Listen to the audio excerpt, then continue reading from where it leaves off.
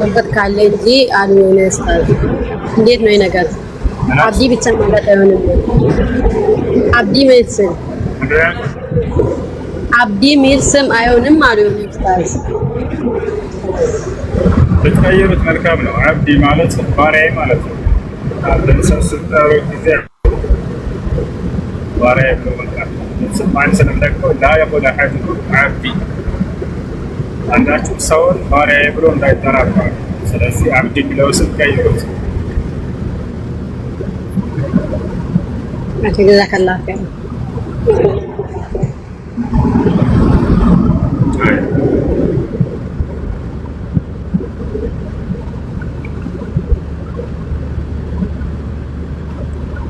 እሺ ጥያቄ አለ ግን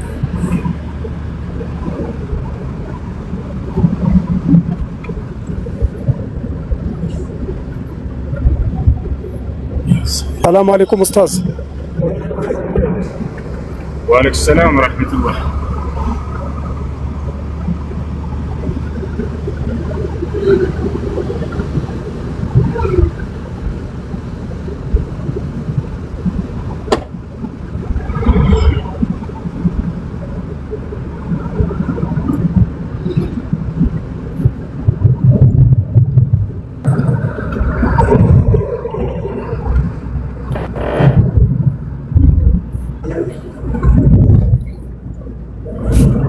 السلام عليكم.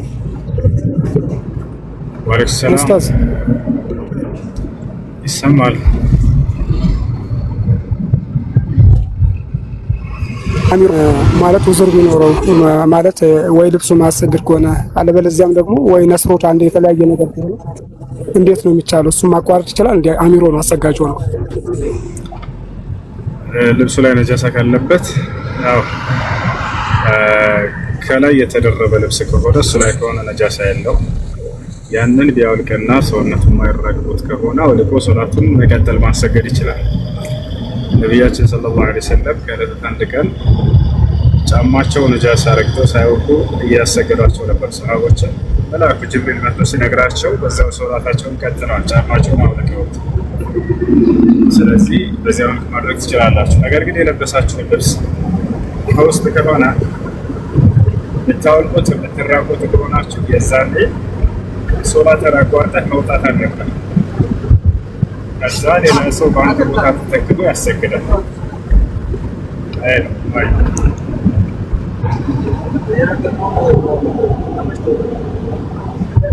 ይሰማል? ነስር ካነሰራቸውስ? ይሰማኛል። ትንሽ እኮ አይሰማም? ልጆች ይሰማኛል ኡስታዝ። ከተሰማ ነስር ካነሰራችሁ ነስሩ ትንሽዬ ከሆነች በኪሳችሁ ሶፍት ይዛችሁ ከሆነ ወይም ጨርቅ ይዛችሁ ከሆነ በዚያ ጠርጋችሁ ሶላታችሁን መቀጠል ትችላላችሁ። በጣም ብዙ ነስር ከሆነ ግን ሶላታችሁን አቋርጣችሁ መውጣት አለባችሁ። ሲያቋርጥላችሁ ተመልሳችሁ ትሰግዳላችሁ። አሁን እሱ አሚር ከሆነ ወይም ደግሞ አሰጋጅ ከሆነ አሁን ዋና ጥያቄ እሱ ነው። አሰጋጅ ከሆነ በጣም ብዙ ነስር ካነሰረ መውጣት አለበት። ደርሶ ቦታ ሌላ ሰው ተጠቅሞ ያሰግዳል። ትንሽዬ ከሆነች ግን ችግር የለውም። እሷን አስጥቶ ከዚያ ሶላትን በቀጠል ማሰገድ ይችላል። ኸይር ጀዛከላህ። አመሰግናለሁ ኡስታዝ።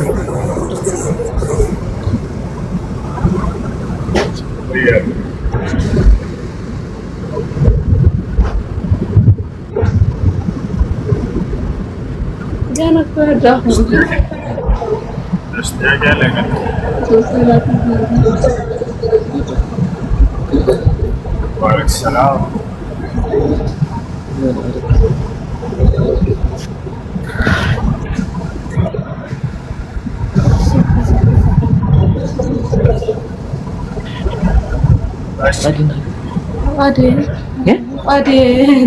تقعد أغنى حلتنا صحيح سندي.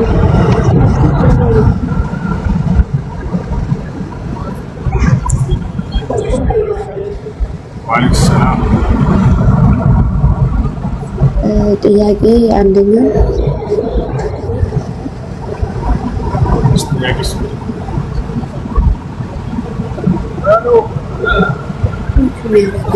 ذهب الزوج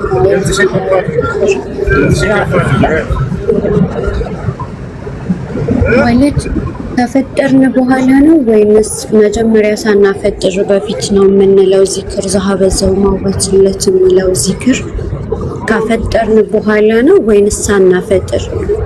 ደማችንም ተወ እሺ ከፈጠራችሁ በኋላ እያፈጠራችሁ ያላችሁ ማለት ትችላላችሁ። ከፊጥራ በፊት ግን አይባልም። መቼ ትርጉሙን ስታውቂው ጊዜ እንደማይባል ትረጃለሽ። ትርጉሙን ልንገርሽ። ነቢያችን ሰለላሁ ዐለይሂ ወሰለም አንዳችሁ ጾም ጾሞ ማታ ፊጥራ በሚያፈጥር ጊዜ እንዲህ ይበላሉ። ذهب الظمأ وابتلت العروق وثبت الأجر إن شاء الله። ትርጉሙ ምን ማለት ነው? ذهب الظمأ ማለት ጥሙ ተወገደ ማለት ነው። ስለጠጣችሁ ጥሙ ተወገደ። ወብተለት العروق የደም ስሮቻችንም ራሱ ወይም ረጠቡ በውሃ። ስለዚህ ካፈጠራችሁ በኋላ ነው የምትሉት። ወተበት الأجر إن شاء الله በአላህ ፍቃድ የጾማችን ምንዳም ጸደቀልን ማለት ነው። ስለዚህ ካፈጠራችሁ በኋላ ነው የምትሉት። ጥያቄ ነይት ብንረሳ ባንነይት ምን አልሽኝ? ነይት ብንረሳ ነይት መነየት ግዴታ ነው። የጾም ንያ መነየት ግዴታ ነው። ነቢያችን ሰለላሁ ዐለይሂ ወሰለም ሲናገሩ ኢነማ አልአዕማሉ ቢንኒያት ወኢነማ ሊኩሊ ኢምሪኢን ማ ነዋ።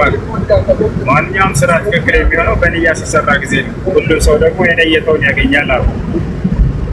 ስለዚህ ንያ ግዴታ ነው ለማንኛውም ስራ፣ ለጾምም ሆነ ለሶላት ነው። ታዲያ ንያ ማለት ትርጉሙ ምን ማለት ነው? አንያ መዕናሁ አልቀስዱ ፊል ቀልብ። ንያ ብሎ ማለት ትርጉሙ በልብ ማሰብ ማለት ነው። የነገውን ጾም እንደምትጾሙ በልባችሁ ካስባችሁ ከሆነ ነይታችኋል። በአንደበታችሁ መናገር አይጠበቅባቸው ነው። ዳነስ قال العلماء النية محلها القلب والتلفظ بالنية بدعة። ንያ መገኛ ቦታዋ ልብ ላይ ነው። ንያን በአንደበት መግለጽ ቢድዓ ነው። ስለዚህ በሌሊቱ ክፍለ ጊዜ በየትኛውም ሰዓት ሊሆን ይችላል ነይተሽ ከሆነ በልብሽ ላይ የነገውን ቀን ጾማለሁ የሚል ሀሳብ አድሮብሽ ከሆነ ነይተሻል። خلاص በቂ ነው። አይ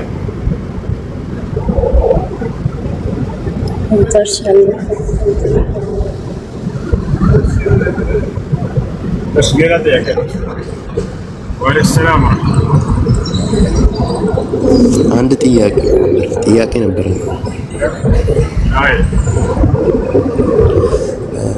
አዛን ከመባሉ በፊት መስገድ ይቻላል አይቻልም? መንገድ ለመውጣት ማለት ነው። መንገደኛ ሆነ አዛን ከመባሉ በፊት አይሰገድም። መንገድ የሚወጣ ሰው ሙሳፊር ነው።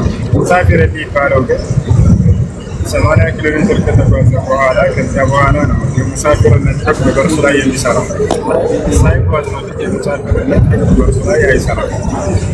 አይ መቀሰር አይቻልም። ቀስረሽ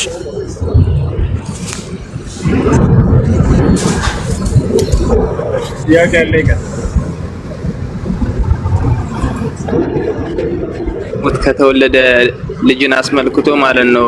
በእስልምና በዝሙት የተወለደ ልጅ ከአባቱ አይወርስም፣ ወይንም ደግሞ የአባትነት ያ አባቱ የተባለው በባዮሎጂ ደረጃ የእሱ ትክክለኛ አባቱ ሆኖ አይቀጥልም። እንደ ኖርማሉ አይወርሶም። እንደ አባቱ መብት እሱ ላይ የለውም የሚባለው ልጁ ምንም አላጠፋም። ይሄ የዘር በዘር የሚተላለፍ ኃጢአት አይሆንም። ልክ እንደ ክርስቲያኖቹ ምን አገናኘው? ክርስቲያን አንተ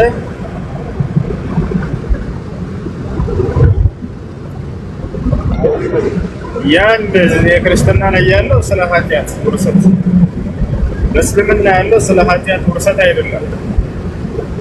ልጁ ወደ አባቱ ወይ አባቱ ወደ ልጁ ኃጢአት ይተላለፋል የሚል የለም በእስልምና።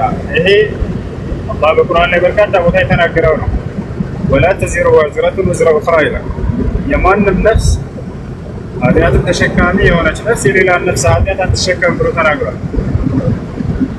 መን ዐሚለ ሷሊሐን ፈሊነፍሲሂ ወመን አሳአ ፈዐለይሃ ይላል። መልካምን የሰራ ሰው ያ መልካም ስራው ለራሱ ነው፣ ኃጢአትን የሰራ ደግሞ በራሱ ላይ ብቻ ነው አለ።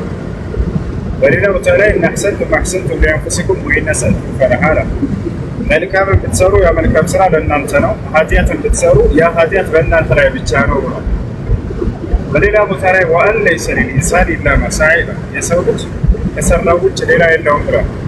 ስለዚህ የኃጢአት ውርሰት የሚባል የለም በእስልምና። አሁን ወደ ጠየቀው ጥያቄ ስንመለስ ጊዜ በዝሙት የተወለደ ልጅ ወደ አባቱ ይጠጋል ወይንስ አይጠጋም የሚለውን በተመለከተ በዑለሞች መካከል ሁለት ሀሳብ አለ።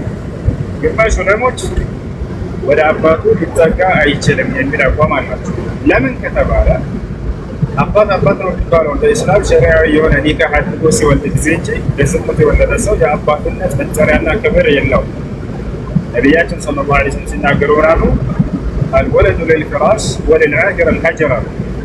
ልጁ የሚገባው ሸሪዓዊ በሆነ ኒካህ አድርጎ በሐላል በፍራሹ ላይ ለወለደ ሰው ነው አሉ። ነገር ግን በዝሙት ለወለደ ሰው ለእርሱ ፍርድ እንጂ ሌላ አይገባውም ብለዋል። ረጅም በድንጋይ ተወግሮ ይገደላል። ባለትዳር ሆነው ከሆነ ዝሙትን የሰሩት፣ ባለትዳር ካልሆኑ ደግሞ 100 ግርፋት ይገረፋሉ ማለት ነው። አላህ በቁርአን ላይ አዛኒየቱ ወዛኒ ፈጅሊዱ ኩለ ዋሒድን ሚንሁማ ሚአተ ጀልዳ እንዳለ የወንድና ሴት ዝሙተኛን 100 ግርፋት ቢረፏቸው ያናታቸው።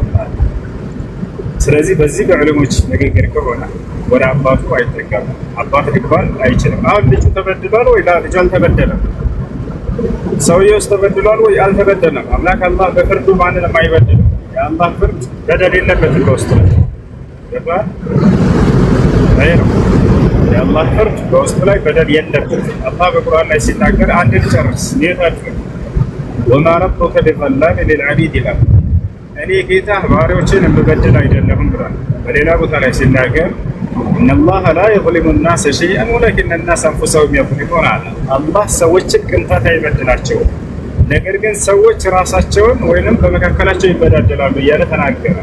አያ ወመላሁ ዩሪዱ ዙልመን ሊልዓለሚን ይላል። እኔ የዓለማትን ሰው በደል የምፈልግለት አይደለሁም ብሏል። ስለዚህ አላህ በፍርዱ ወይንም በቅጣቱ ማንንም አይበድልም። ከፈረደም በፍትህ ነው የሚፈርደው፣ ከቀጣም በፍትህ ነው የሚቀጣቸው።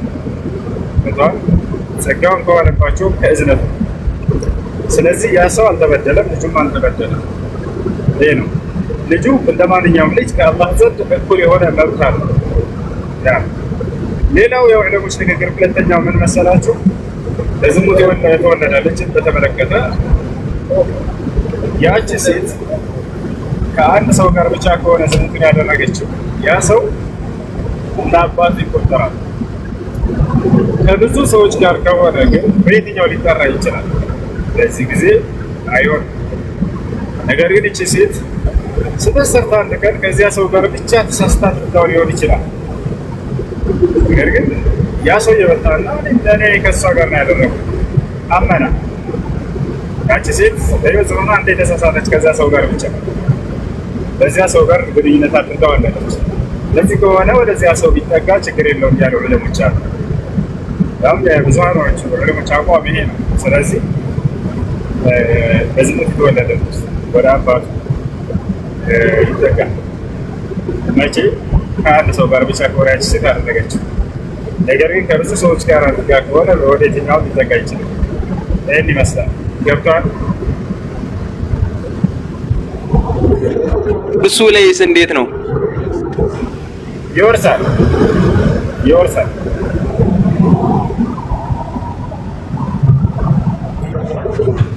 አይ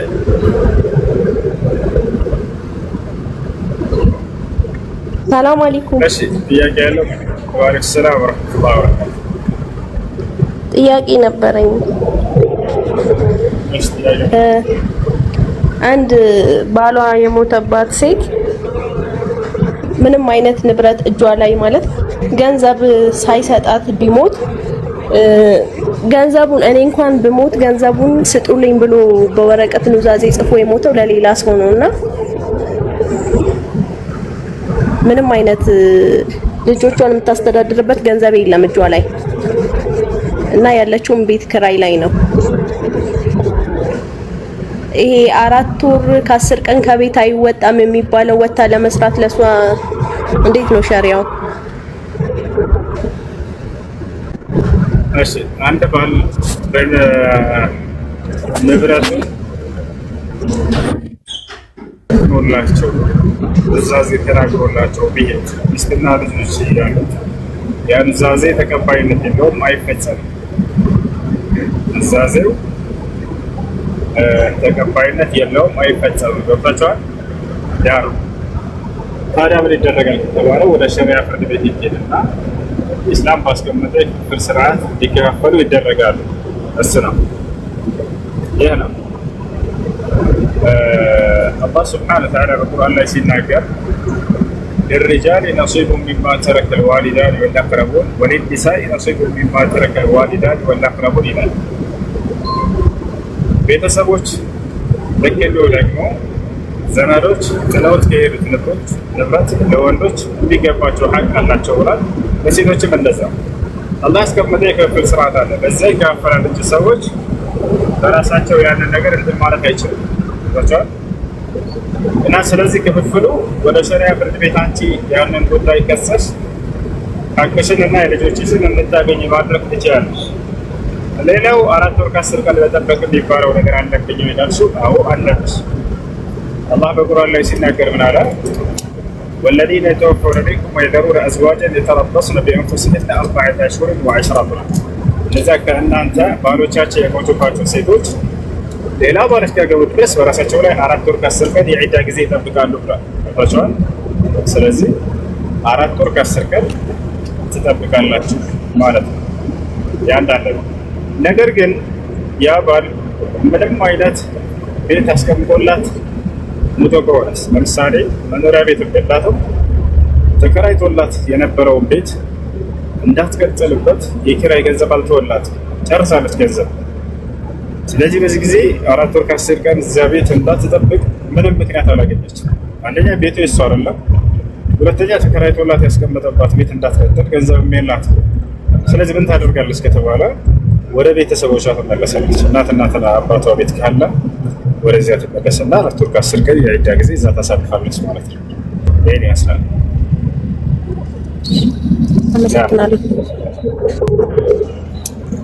ሰላም አለይኩም። ወአለይኩም ሰላም ወራህመቱላሂ ወበረካቱ። የኔ ጥያቄ የሆነ ፈርድ ሰላት አንድ ቦታውን ለብቻ ሰግጄ የትኛው መንገድ ላይ የሆነ ጀማ ቢያገኝ ጨምሬ መስገድ እችላለሁ? አትሰግድም። ዋጅብ የሆነ ሶላት ያለምንም ምክንያት መድገም አይቻልም። የሚያስደግም ነገር እስካልተገኘ ድረስ ወቅቱ ሳይገባ በፊት ሰግደህ ከሆነ ግን ልክ እየሄድክ እያለ ወቅቱ ተገባ አየህ የአዛን ድምፅ ሰማህ፣ የዛኔ መስገድ አለብህ። ሁለተኛ ወቅቱ ሳይገባ ስለሰገድክ። ነገር ግን ሰግደህ ጨርሰህ ያለምንም ምክንያት መድገም አይቻልም። ሌላኛው ጥያቄ ደግሞ ጾም ላይ ሻወር መውሰድ ይቻላል? በጣም በሙቀት ሰዓት ለምሳሌ በቀዝቃዛ ውሃ ሻወር መግባት ይቻላል? ይቻላል። በጾም ቀን በቀዝቃዛ ውሃ ሻወር መውሰድ ትችላላችሁ፣ ችግር የለውም። ወደ አፋችሁ እንዳይገባ ግን ጥንቃቄ አድርጉ። ወደ አፋችሁ እንዳይገባ ጥንቃቄ አድርጉ። እሺ፣ ሳታስቡት ቢገባ ሻወር እየወሰዳችሁ ያላችሁ ሳታስቡት ወደ አፋችሁ ውሃ ቢገባ ጾም አይበላሽም። አውቆ ሆን ብሎ የዋጠ ጾም ይበላሻል። አይ ገናለ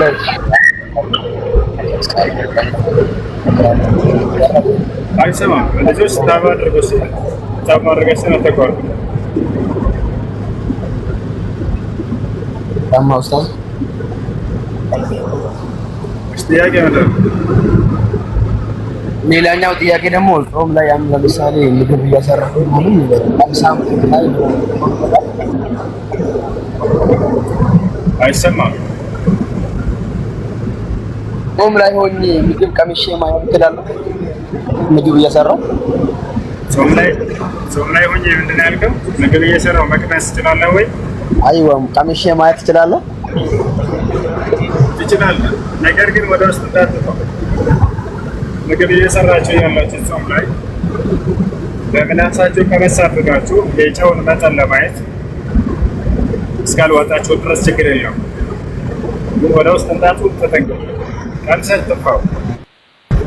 ሳታስበው እንዳጋጣሚ ቢገባበት አሁንም ጾሙ ይበላሻል። አውቀህ ሆን ብለህ ከዋጥከው የዛኔ ነው ጾሙ ይበላሻል።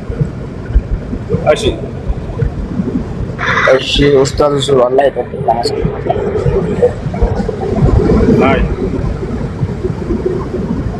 ጀማ ወደ ሀላባ እየሄደ ነው።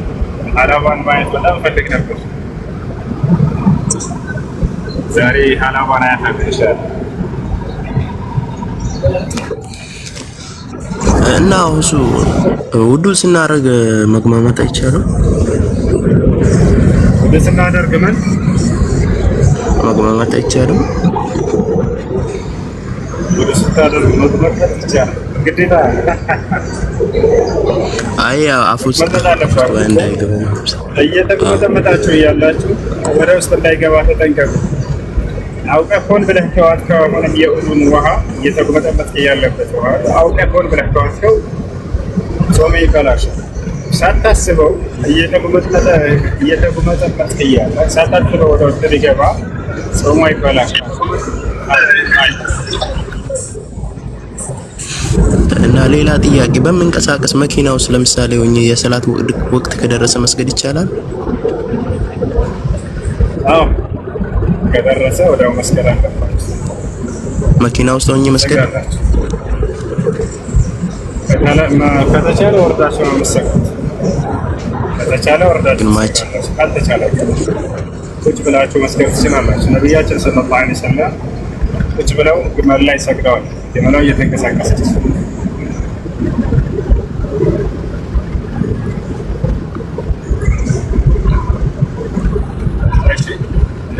ባለ አስገባኝ ወታደር ነኝ የሚለው ልጅ አስገቡ። ልጆች አድሚኖች ወታደር ነኝ አስገቡኝ የሚለው ልጅ አስገቡ። ወአለይኩም ሰላም ወራህመቱላሂ ወበረካቱ። የት ነው? ዳኝ አልሐምዱሊላህ።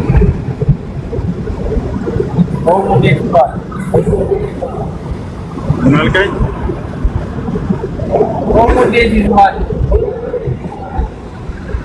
ጾሙ አሪፍ ነው። ጥያቄ ነበረኝ። እሺ አሁን በረመዳን ሰዓት ለምሳሌ ለክርስቲያኖች መስጠት ይቻላል? እሺ የወንድማችን ጥያቄ በረመዳን ሰዓት ለክርስቲያኖች ምግብ መስጠት ይቻላል ወይ? በረመዳን ቀን ላይ ለክርስቲያኖች ምግብ መስጠትን በተመለከተ ሕፃን ልጅ ከሆነ ችግር የለውም፣ ሽማግሌ ከሆነም ችግር የለውም፣ የታመመ ሰውም ከሆነ ችግር የለውም። ነገር ግን ወጣት የሆነ ሰው ከሆነ ሙስሊም ቢሆን በረመዳን ቀን መስጠት አይቻልም። በረመዳን ቀን ላይ ሙስሊም ቢሆን ራሱ ሽማግሌ ከሆነ ትሰጡታላችሁ። የመጾም ግዴታ ስለሌለበት አቅሙ ስላለፈ የመጾም አቅሙ የሌለው ሽማግሌ ከሆነ እንዲሁም ሙስሊም ሕፃን ልጅ ከሆነ ችግር የለውም። የታመመ ሰው ከሆነ ችግር የለውም። የወር አበባ ላይ ያለች ሴትም ከሆነ ችግር የለውም። ሙሳፊር የሆነ ሰው ያ ማለት ከሀገሩ ሌላ ቦታ እናንተ ሀገር ተጉዞ ከ80 ኪሎ ሜትር በላይ ርቀት ተጉዞ ከሆነ የመጣ ሰው ችግር የለውም። በእነዚህ ላይ የመጾም ግዴታ ስለሌለባቸው በረመዳን ቀን ብታበላቸው ችግር የለውም። ነገር ግን ወጣት የሆነ ሰው ምንም ሳይታመም ሙሉ ጤና እያለው መጾም እየቻለ ለማይጾም ወጣት አይቻልም በፍጹም፣ ክርስቲያንም ሆነ ሙስሊም።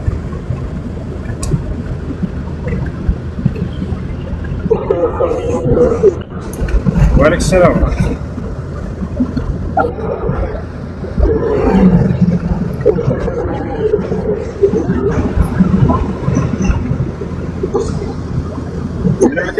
ይሰማል?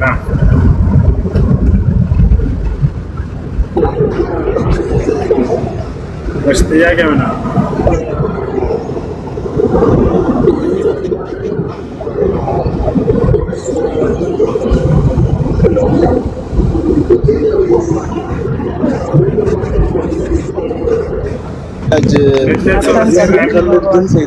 ጾሙን በሚገባ ጾማለሁና ሬንጀር ለብሶ ማስገድ ይቻላል ወይ? የደንብ ልብስ ማለት ነው። አየር አይነውና ሁለት ሰው ፎሎወር ይሰማል አይደል? በነገሩ እየመሰልክ እኮ ኡስታዝ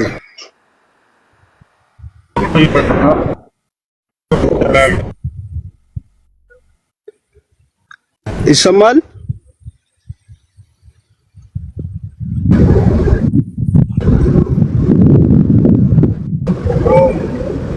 እሺ ይሰማችኋል? ሬንጀር ለብሶ መስገድ ይቻላል ወይ ነው ያልከው? ይቻላል፣ ችግር የለውም ይችላል። እሺ አሁን አንዳንዴ ስታንድ ባይ ስለሚበዛብን ሬድኔስ የሚባል ነገር አለ። አንዳንድ ነገሮች ነው ስታንድ ባይ ስለሚበዛብን ይዛኔ ጾም ሳንፈጥር ካለፈብን ምን ማድረግ ይቻላል? የፍጥር ሰዓት ካለፈብንና የሰላት ሰዓት ካለፈብን ሶላታችሁን በጊዜ መስገድ ካልቻላችሁ ቀጣ ማውጣት፣ በሌላ ጊዜ ቀጣ ታውጣላችሁ። የፊጥራ ሰዓት ልክ እንዲሁ ከተቻለ ፀሐይ በጠለቀችበት ሰዓት እንትን ማለት ማፍጠር ያልቻለ ሰውና ያልተመቻቸለት ችግር የለም። ለምን አላፈጠርክም ብሎ አላህ ሱብሓነሁ ወተዓላ ይቀጣው ሰው ሰዓት ይችላል።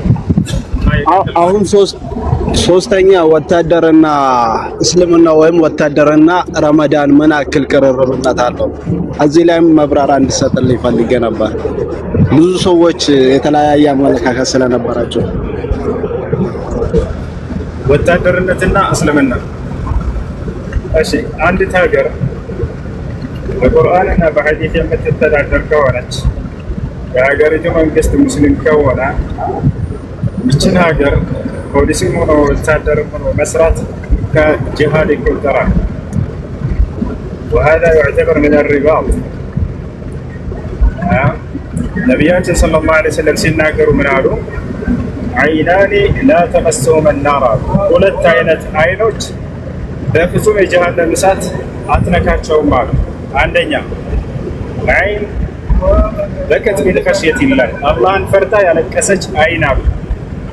ሁለተኛ ወዐይን ባተት ተሕሩሱ ፊ ሰቢልላህ፣ ጀሃድ ላይ ያለች አላህና የመልእክተኛውን ሕግና ስርዓት የምትጠብቅን ሀገር ያንን እየጠበቀ ያለ ያን በመጠበቅ አይኑ ሳይተኛ ያደረ ገፋቸዋል። ያቺ በቁርአንና በሐዲስ የምትተዳደር በኢስላም ሕግና ስርዓት የምትተዳደር ሀገር ጠላት መጥቶ እንዳያጠቃት አይኑን አፍጥጦ እየጠበቀ ያለ ወታደር ወይም ፖሊስ ይህን ሰው በአላህ ፍቃድ ጀሃነም አይነካውን ተብሎላቸዋል። ነገር ግን ያ ሀገር በኢስላም ሕግና ስርዓት የማያስተዳደር ከሆነ በዲሞክራሲ ደግሞ ኩፍር ነው፣ እዚያ የሚተዳደር ከሆነ የሀገሪቱ መንግስት ሙስሊም ካልሆነ በዚህ ቦታ ላይ ተካቶ ፖለቲካዊ አካሄዶችን እንትን ያን ደግፎ ከአንደኛ ጎን ሆኖ እንትን ማለት ይህ አግባብ አይደለም። እና ባላችሁበት ሁኔታ ባጭሩ ነው በጥቂቱ ሶላታችሁን ጠብቁ። ሶላታችሁን ጠብቃችሁ መስገድ አለባችሁ። እና ሶላት የማትሰግዱበት ከሆነ ሙስሊም አይደላችሁም። ሙስሊም አይደለም ሶላት የማይሰግድ ሰው ሰላም ሲናገሩ መናህድ الذي بيننا وبينهم الصلاة فمن تركها فقد كفر። በእኛና በካህዲያኖች መካከል ያለ ትልቅ የሚለየን ነገር ሶላት ነው። ሶላትን የተወሰው በእርግጥም ከፍሯል፣ ከእስልምና ወጥቷል ብለዋል። እና ይህን ይመስላል። ማለት ሰላም አለይኩም ኡስታዝ። እሺ ኡስታዝ አልጨረስኩም። አንድ ወንድሜ አንድ በሀገራችን እንደሚታዩ በወታደር ደረጃ ሙስሊም ከሌለበት የተወሰነ ከፍል ጭቆና ስለምኖር እኛ ስንኖር ደግሞ የሙስሊሞች መብቱም ስለሚከበር ይሄኛውንስ እንዴት ይታያል? አንደኛ፣ ሁለተኛ ደግሞ እኛ ስንኖር ነው የሙስሊም መብትም መስጊድም የተለያየ ነገሮች። እኛም እዚህ ውስጥ በጣም እየታገለን ነው። እዚህ ውስጥ እንደምታወቀው ካለንበት ቦታ አንፃር ካፍር ይበዛልና እኛም ደግሞ በተቻለ አቅም የሙስሊም መብት እያስከበረን ነው። እኛም ስንኖር ነው ሁሉንም ነገር ማከበርም ማስከበርም የምንችለው። ስለዚህ ይሄ ነገር የኛ ተጋድሎ እንዴት ይታየዋል? ያለንበት እየሄድንበት ያለነው ነገር ትክክል ነው ወይስ አግባብ ነው ወይስ?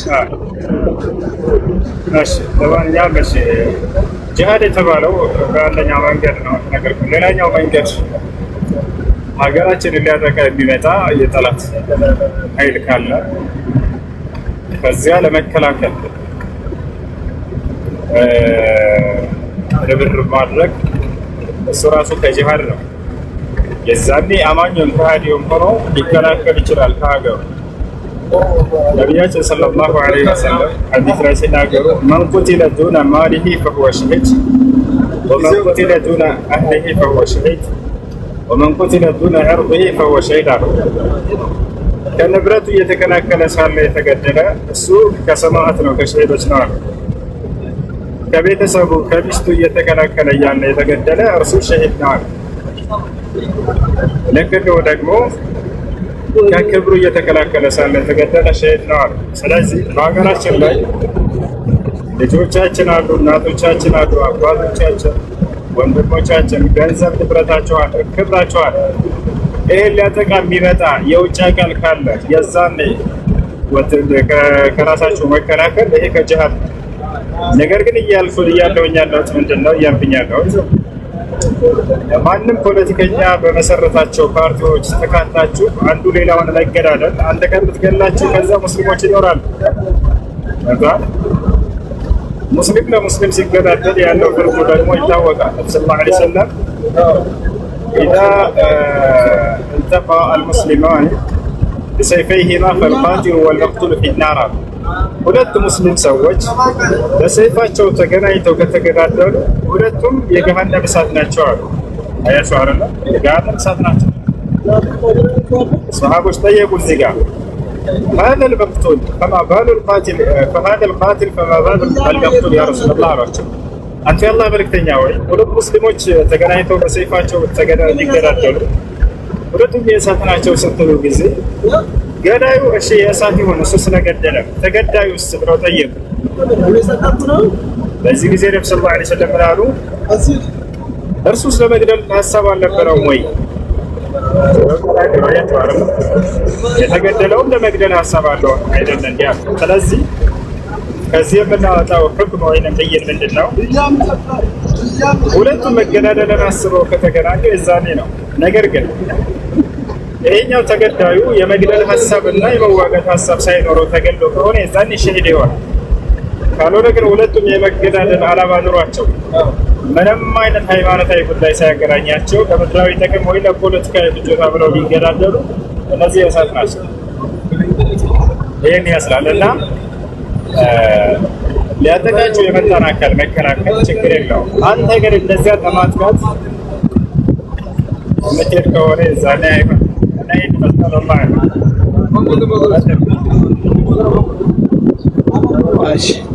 የቀሩትን ደግሞ ሌላ ጊዜ ጠይቃለሁ። አላህ ይጠብቅልን። ሰላም አለይኩም ወራህመቱላሂ ወበረካቱ። አመሰግናለሁ።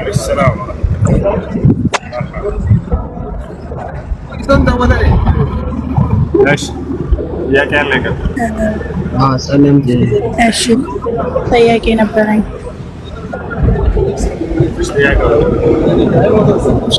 አንደኛ ጥያቄ ኒቃብ ፈርድ ነው ወይስ ሱና ነው የሚለው ነው። ሁለተኛ ጥያቄ ደግሞ ቤተሰቦቻችን ሳንረዳ እና አባቶቻችን ሳንረዳ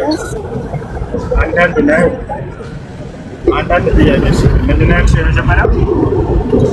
የመጀመሪያው ጥያቄ ኒቃብ ፈርድ ነው ወይስ ሱና ነው የሚለው ነው። ኒቃብ ፈርድ ነው ወይስ ሱና ነው በሚለው ጉዳይ በዑለሞች መካከል ኺላፍ አለው። ሁለት ሀሳብ አለ። ግማሽ ዑለሞች ፈርድ ነው ግዴታ ነው ይላሉ፣ ሌሎች ደግሞ ሱና ነው ይላሉ። ትክክለኛው ግን ፈርድ ነው ግዴታ ነው የሚለው ነው። ግዴታ ነው የሚለው ማለት ነው። الشيخ عبد العزيز بن باز، الشيخ ابن عثيمين، الشيخ صالح الفوزان أقواماتهم ይሄው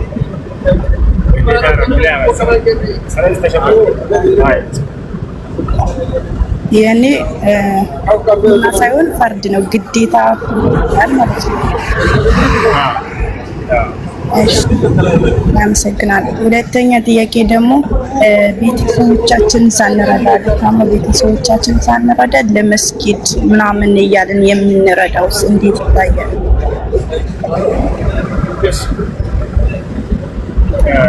ቤተሰቦቻቸውና ቀድማቸው መርዳት ያለባቸው ነቢያችን ሰለላሁ ዐለይሂ ወሰለም ወብደእ ቢመን ተዑል አሉ።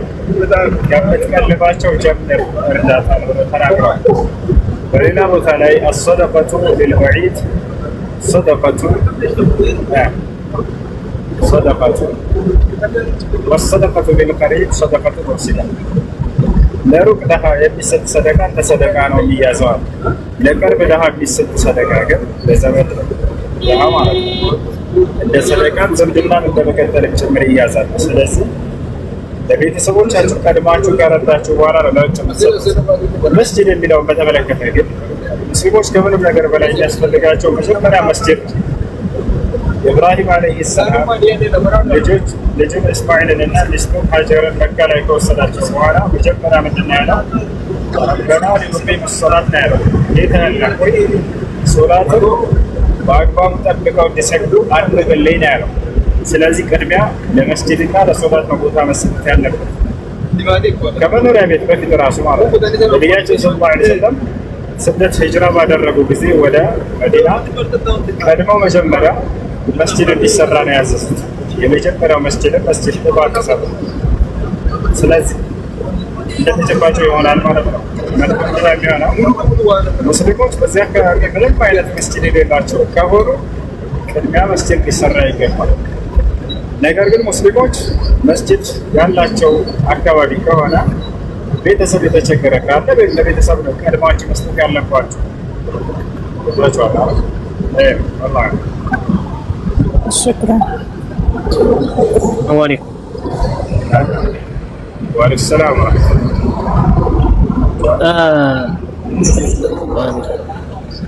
እንትን ሽታ በእንዴት ነው?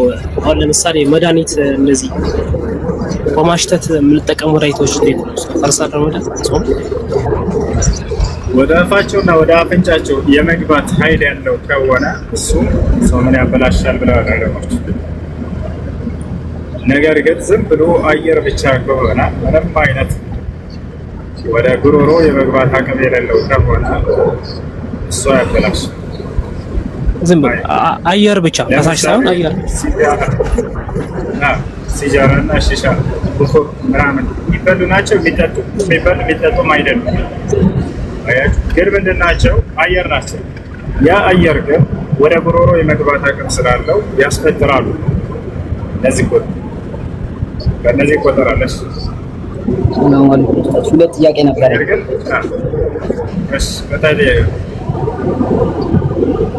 ዘካና ስለ ዘካት ስለ ዘካ ነው ያልከው? ስለ ዘካና ስለ ኒካ ነበር። ሁለት ነገር ነው።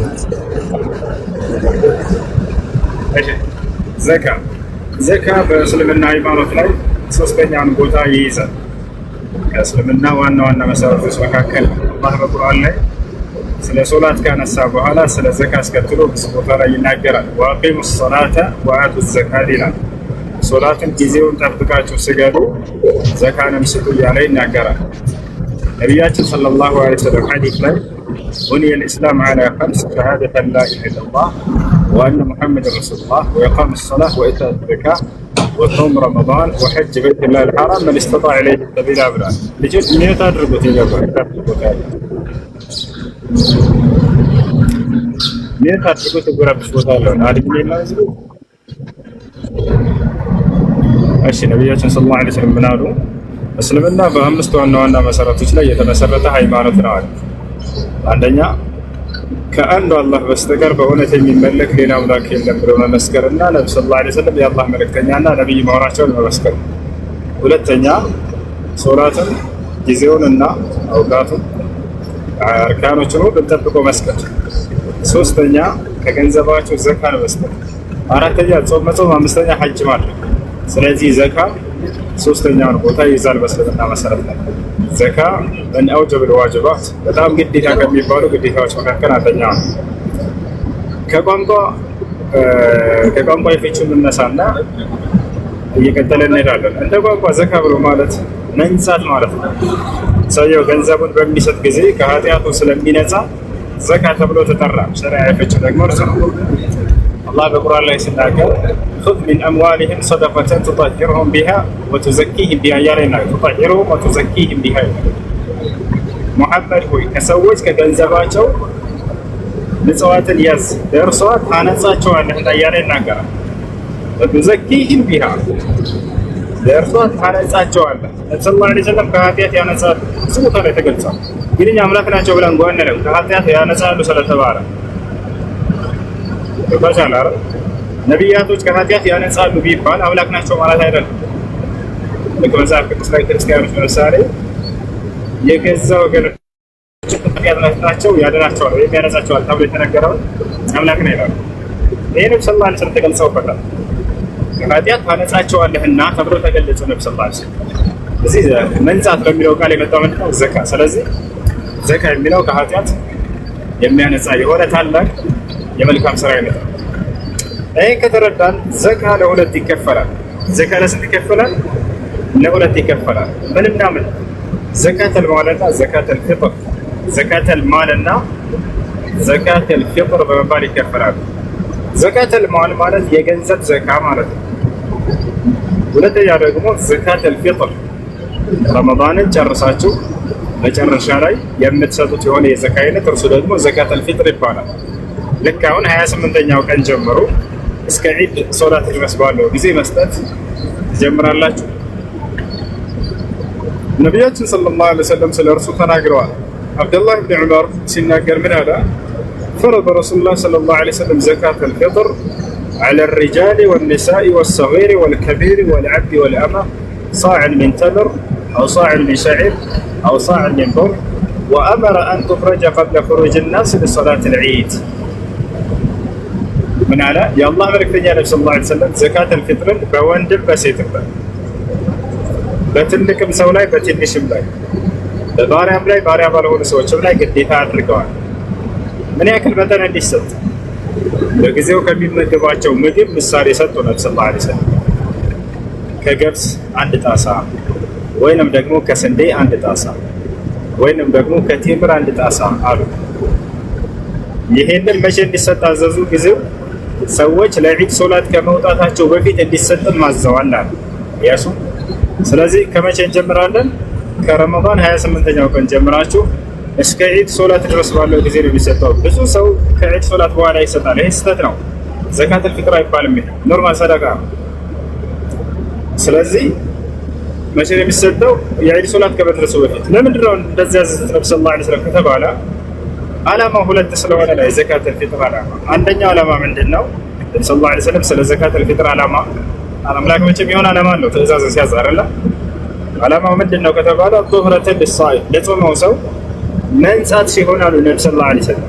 ያ ማለት በጾማችሁ ላይ ጉድለት ተከስቶ ከሆነ ያንን ያካክስላችኋል፣ ይሞላላችኋል። ይሄ ሰደቃ፣ ይሄ ዘካ። ሁለተኛ ምንድነው? ወጡዕመቱን ሊልመሳኪን አሉ ለድሃዎች ምግብ ሲሆን አሉ። ያ ማለት ድሃዎች በበዓል ቀን ወጥተው እንዳይለምኑ ያንን ለመቻል የተደነገገ ድንጋጌ ነው ዘካተል ፊጥር። እስከ ዛሬ ሲለምኑ አሳልፈዋል። ቢያንስ በደስታቸው ቀን በበዓላቸው ቀን ሰው ፊት እንዳይቆሙባቸው ነቢያችን ሰለላሁ ዐለይሂ ወሰለም አደራ ከሶላት በፊት ቀድማችሁ ስጧቸው ለድሃዎች ብለው ተናግረውላቸዋል። የድሃ አባት ናቸው ነብዩ ሰለላሁ ዐለይሂ ወሰለም። ስለዚህ ለዚህ ነው እና ጣሳ የሚለውን በተመለከተ በአሁን ጊዜ ባለችው ጣሳ ነው ወይ አይደለም? በዚያ ዘመን የነበረው ጣሳ ነው። በዚያን ዘመን የነበረው ጣሳ ታዲያ በዚህ ምን ያክል ይሆናል የሚለውን በተመለከተ ሼክ አብዱልዐዚዝ ብን ባዝ ረሂመሁላህ ተዓላ 2 ኪሎ ከግማሽ ወይንም ወደ 3 ኪሎ የሚጠጋ እንደሆነ ተናግረውላቸዋል። ገብታችኋል? ስለዚህ በአንድ ሰው ላይ 3 ኪሎ ይደርሳል ማለት ነው። ይህን ከተረዳም በጊዜው የተነገረው በገብስ ወይም በስንዴ ነበር፣ በቴምር በአብዛኛው የዛን ጊዜ ዘመን የነብዩ ሰለላሁ ዐለይሂ ወሰለም ትውልድ ሲመገብ የነበረው ትልቁ ምግብ ይሄ ነበረ። ገብስና ስንዴ ዛሬ ቢሰጡት ትበላለህ? አትበላም። ዛሬ ለፈረስና ለአህያ ሆኗል አንዳንድ ገጠራማ ክፍሎች ላይ ካልሆነ በስተቀር። ስለዚህ ምንድነው የምንሰጠው ዛሬ ከተባለ ሰዎች በአካባቢያቸው ለመመገብ የተለመደላቸው የምግብ አይነት ሩዝ ሊሆን ይችላል፣ ጤፍ ሊሆን ይችላል፣ ማሽላ ሊሆን ይችላል። ስለዚህ በአንድ ሰው ላይ 3 ኪሎ ተመዝኖ ይሰጥለታል። ምን ቀረ? የማውጣት ግዴታ ያለበት ማን ነው የሚለው የማውጣት ግዴታ ያለበት አባት ነው። እርሱ ነውና ኃላፊነትና የተጣለበት በቁርአንም በሐዲስም አላህ በቁርአን ላይ ሲናገር الرجال قوامون على النساء ይላል። ወንዶች የሴቶች አስተዳዳሪዎች ናቸው፣ የልጆቹም አስተዳዳሪ ነው። قال النبي صلى الله عليه وسلم في الحديث كلكم راع وكلكم مسؤول عن رعيته والرجل راع في أهله ومسؤول عن رعيته والمرأة راعية في أهل بيتها ومسؤولة عن رعيتها ضيعة حكبا. ስለዚህ አባት ነው የማስተዳደር ኃላፊነት ያለበት። አባት ከሌለውስ እናት ማውጣት ትችላለች ካላት። እናትና አባት ድሃዎች ከሆኑ ከሌላቸውስ ልጆች ማውጣት አለባቸው። ልጆች ያወጣሉ። አባትና እናት ከሌላቸው ልጆች ማውጣት ይችላሉ። ልጆች ማውጣት ይችላሉ። ለምሳሌ እናትና አባቶቻቸው ኢትዮጵያ ነው ያሉት። እነሱ የማውጣት አቅሙ የላቸውም። ነገር ግን እናንተ ውጭ ያላቸው ስላላችሁ እናንተ ማውጣት ትችላላችሁ። ሌላ ምን ቀረ? የት ነው ማውጣት ያለብን የሚለውን በተመለከተ መወጣት ያለበት ዘካ በዛው በጾማችሁበት ሀገር ለሚገኙ ምስኪኖች ነው። ነገር ግን በጾማችሁበት ሀገር ምስኪኖች ድሃዎች ከሌሉት ሁሉም ያለው ሀብታም ከሆነ እዛኔ ወደ ሀገራቸው ወይንም ድሃዎች ወዳሉበት ሀገር ታስተላልፉላቸዋላችሁ። ተፈዟል። ይሄ ይመስላል። والله እሺ ቀጣይ ጥያቄ አለ።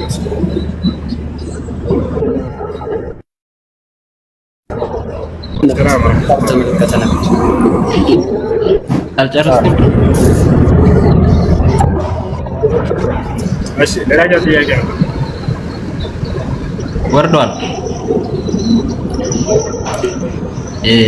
የኔ ጥያቄ ረመዳን ላይ ቁርአን ስንቀራ ማለት ነው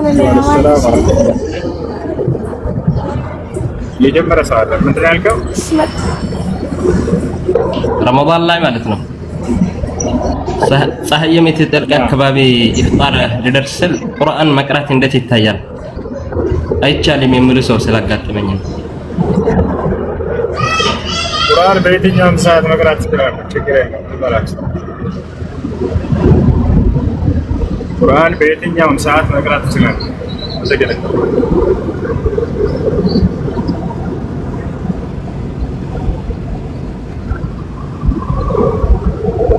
السلام عليكم ورحمة الله.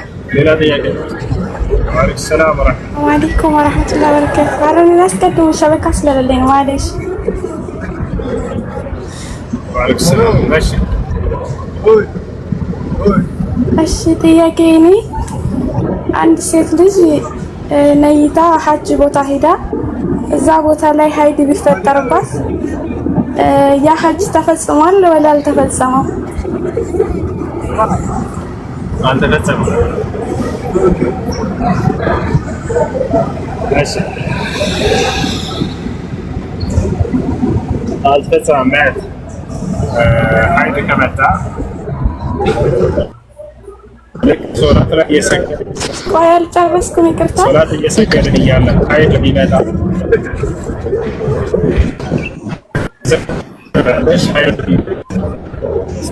እንደምታቋርጭ ሶላቱ እንደሚበላሽ ሁሉ ሐጅም እያደረግሽ ወይም ዑምራ እያደረጋችሁ ሀይድ ቢመጣ ልክ እንደዚያው ዑምራ ወይም ሀይድ ይበላሻል። እዚያው ላይ ማቋረጥ ነው።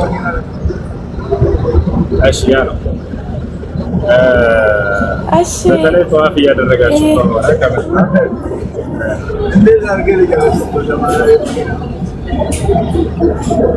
እሺ ሌላኛ ጥያቄ ደግሞ አንድ ሴት ልጅ ለማግባት ፈልጋ ቤተሰብ አታገቢም ብሎ ያለ ምንም ምክንያት ቢከለክላት እንዴት ነው ማግባት የምትችለው? ራሷን ከማሰር ትችላለች ወለ እንዴት ነው አብራራልኝ።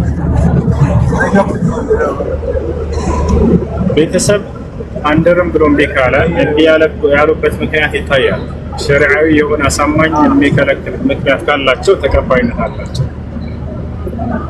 ነገር ግን አሳማኝ የሆነ ምክንያት ከሌላቸው የዛኔ ቀስ ብለው እንዲመከሩ ይደረጋሉ።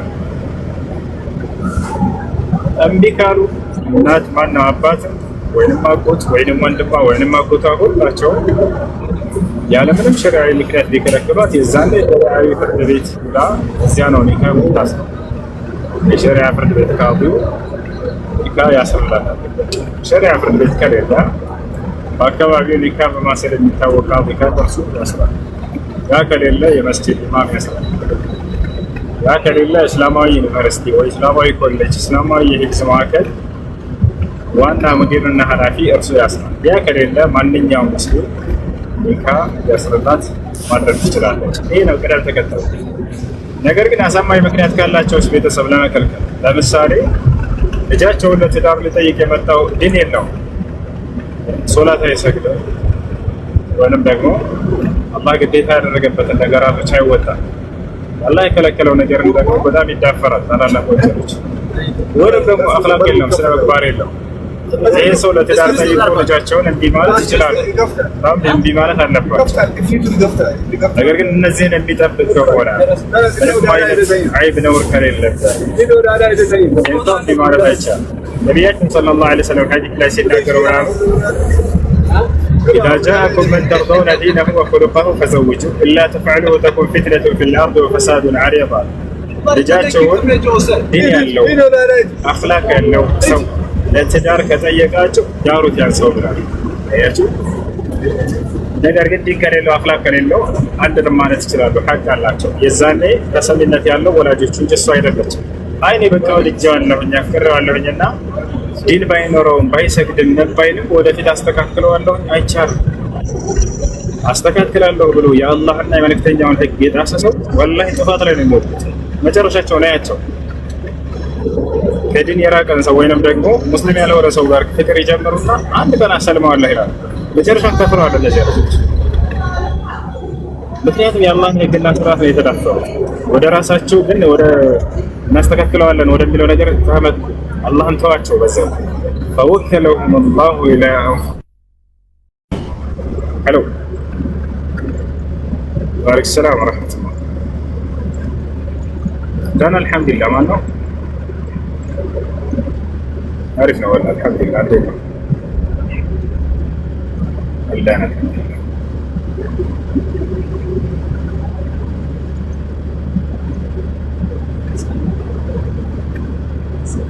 ይቻላል።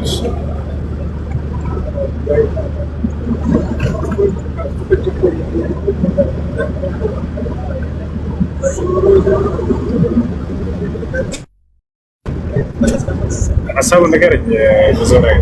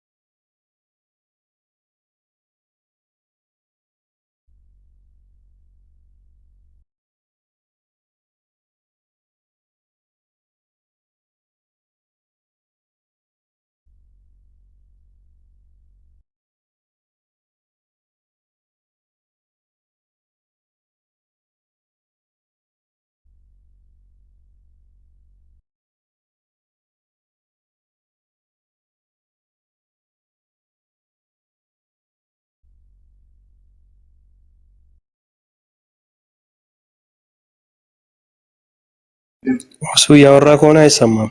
ሰላም አለይኩም ወራህመቱላህ።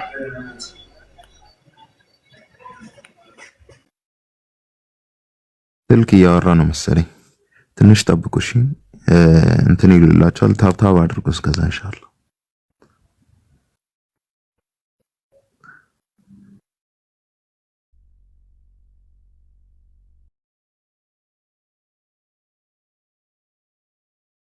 ምናልባት የሚዩት እንትን አልታየኝም፣ ግን ድምፁ ጸጥ ሲል ኔትወርክ ይሁን እንዴ?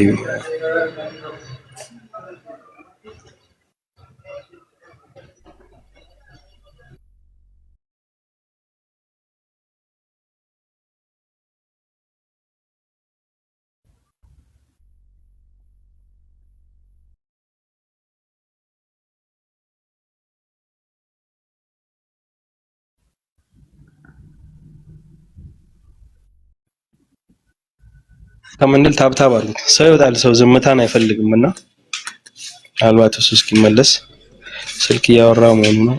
ታይቶኛል። የሚዩት ምልክት ስላልታየኝ ነው።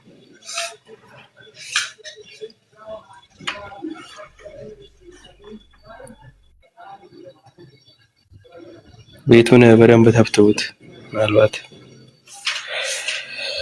ዳይ እስከዛ ጠር ያለች ሱራ ቀራልንም ዝም ብለ ዝም ከሚባል የቁርአን ወር ነውና ማን ነው የሚቀራው? አንተን እንጂ ቁርአን ቢያዳምጡ ብናዳምጥ ካይር ነው ብዬ ነው። ገባ? ምክንያቱም አጅር ነው ያለው። አንተም ስትቀራ አጅር ታገኛለህ። ወሩን አስብ እንጂ ወሩን ማሰብ ነው ያለብህ። ገባ? ያለንበት ወር ጥያቄ አይ ብዙ ሰው ስላለ ቆይ ልጨርስና እሱ እስኪመለስ እኮ ነው ዝም ከሚባል ብዬ ነው። አይ ቲንክ እሱ መመለሱን አሳውቁኝ እሺ። ቢያንስ ትንሽ ልቅራ ነኝ።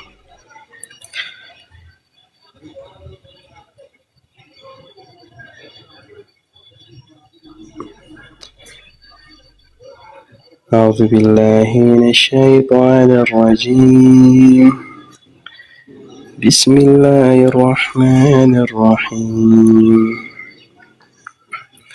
لا أقسم بيوم القيامة ولا أقسم بالنفس اللوامة أيحسب الإنسان أن لن نجمع عظامه ولا قادرين على أن نسوي بنانه بل يريد الإنسان ليفجر أمامه يسأل أيان يوم القيامة فإذا برق البصر وخسف القمر وجمع الشمس والقمر يقول الإنسان يومئذ أين المفر كلا لا وزر إلى ربك يومئذ المستقر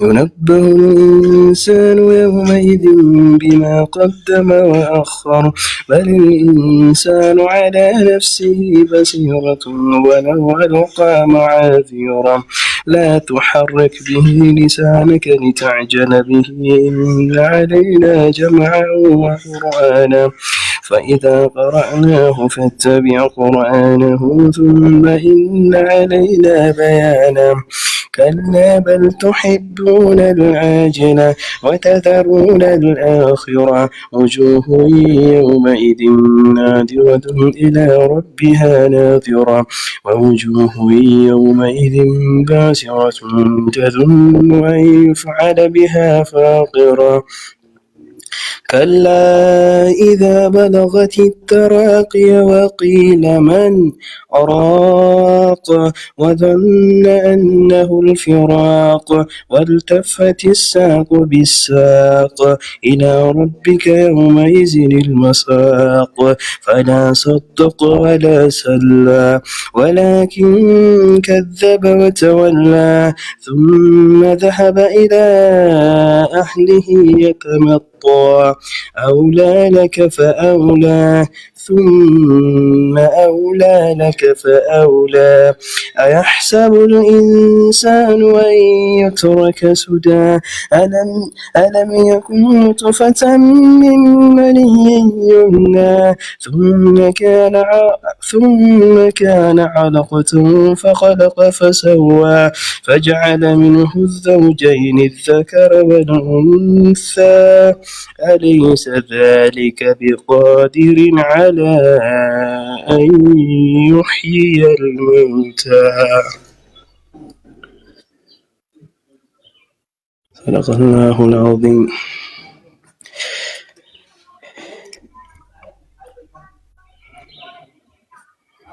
ምናልባት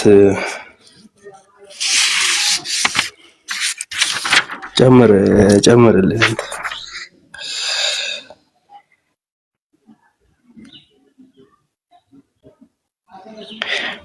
ፈትዋ ናቸው ትቀበላለህ? ፈትዋ እኔ ደፍሬ አልመልስም።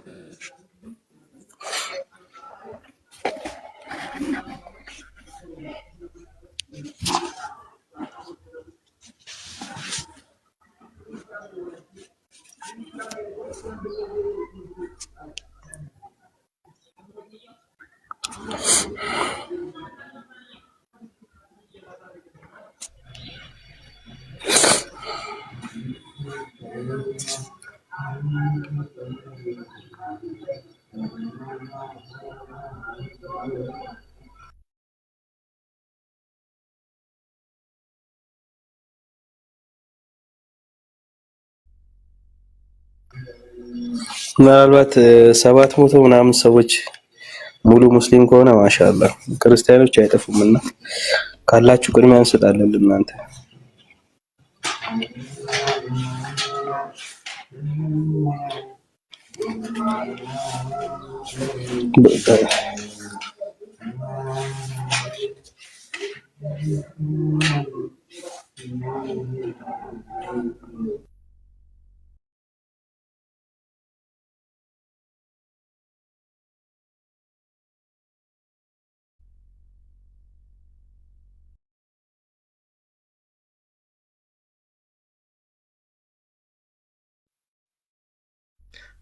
ትችያለሽ። ታጥበሽ ትችያለሽ። ከጸዳሽ በኋላ ያለፈሽን ደግሞ ቀዷ ታወጫለሽ ማለት ነው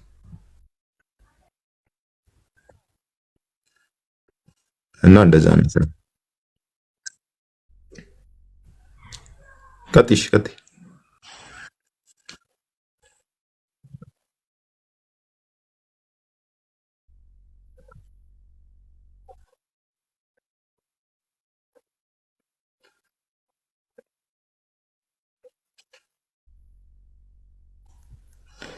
ተረጋግጧል።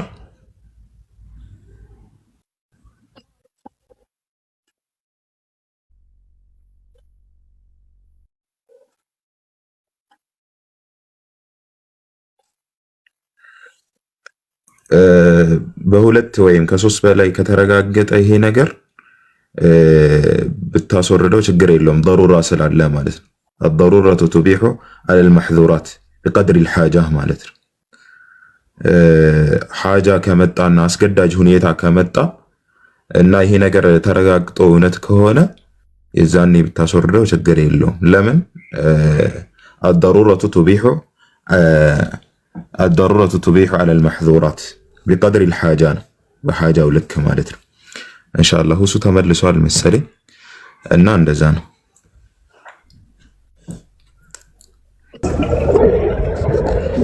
እሱ መጣ ድጋሜ ጠይቄው እሺ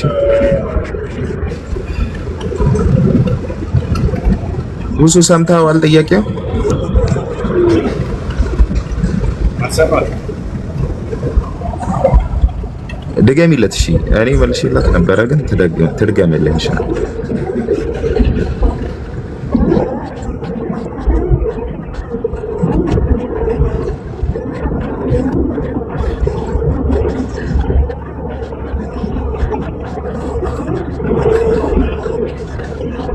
አለችና እንዴት ይታያል ፈትዋ መጠየቅ ፈልገን ነበር።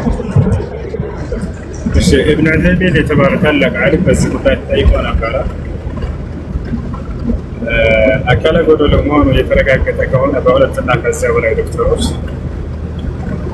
በሴትዮዋ ላይ ልክ እንዲሁ በፅንሷ ላይ በጤናዋ ላይ ችግር የሚፈጥርባት ከሆነ አጠቃላይ ያለችው አካለ ጎደሎነት ከተረጋገጠ ይህን በወንጀል አይቆጠርም። ሁለትና ከዚያ በላይ ዶክተሮች ካረጋገጡት በወንጀል አይቆጠርም። አይ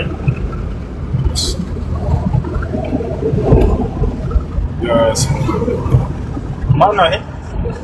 ማነው ይሄ? ሰዋይ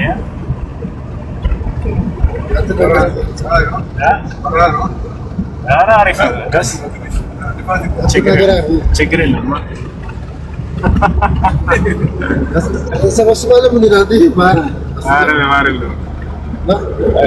ሀገር ማየት ደስ ነው። ወላሂ ደስ የሚል ቦታ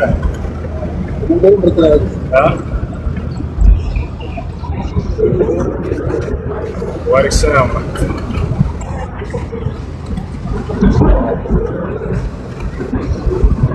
ምን አልክ?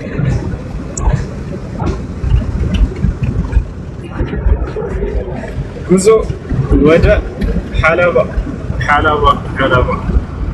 ደስ ጥያቄ ያው ይሰማል።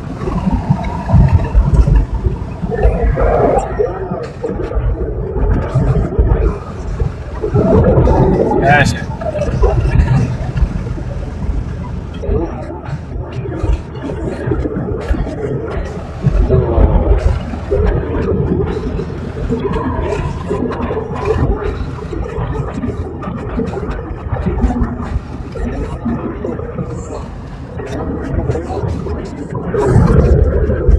ጅብሪል የሰበሰባቸውን የሚለው ማን የተናገረው?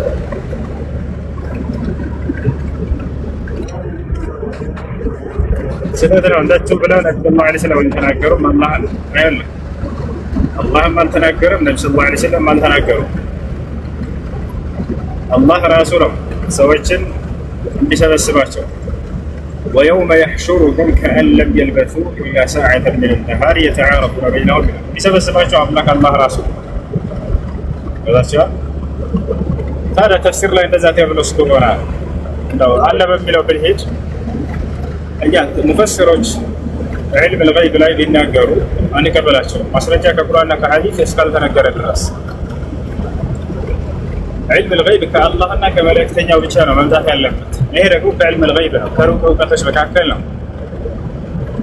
ነገ የውመል ቂያማ የሚሰራውን ነገር ከአላህ በቀር እንዳውቅ የለማ ወይንም ነቢያችን ሰለላሁ ዐለይሂ ወሰለም ከእርሳቸው ውጭ ማንም እንዲያውቅ የለም። ዓሊሙ ልገይቢ ፈላ ዩዝሂሩ ዐላ ገይቢሂ አሐዳ ኢላ መን ኢርተዳ ሚን ረሱል። ስለዚህ ከአላህና ከመልእክተኛው ውጭ የተነገረ ነገር ከላም ልዑለማ ዩስተደሉ ለሁ ላ ዩስተደሉ ቢሂ፣ የዑለማዎች ንግግር ለእርሱ ማስረጃ ይፈለግለታል። ማን ነው የአላህና መልእክተኛው ተናግረዋል ወይ የሚለውን እንፈልግለታለን። ከሌላ እንቀበለው። ስለዚህ ቃል በቃል አላህ እኔ ነኝ የምሰበስባቸው ብሎ ተናግሯል። እሺ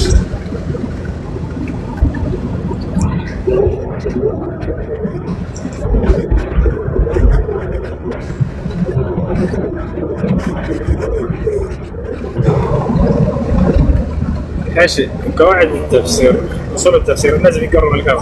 ቀድሞ መጀመሪያ ሰው ተፍሲር ከመቅራቱ በፊት ስለ ቀዋዒድ ተፍሲር ማወቅ አይ የጣን ጾም ያፈጥራል እንዴ? ወደ ውስጥ ሆን ብላችሁ ከሳባችሁትና ወደ ጉሮሯችሁ እንዲገባ ካደረጋችሁት አዎ። ነገር ግን ቤታችሁ ውስጥ ዝም ብላችሁ ቤቱ እንዲጨስበት ብላችሁ ብታጨሱ ችግር የለም። እሺ ወደ ጉሮሮ የመግባት አቅም ያላቸው ጭሶች እሱ ይበላሽ። አይ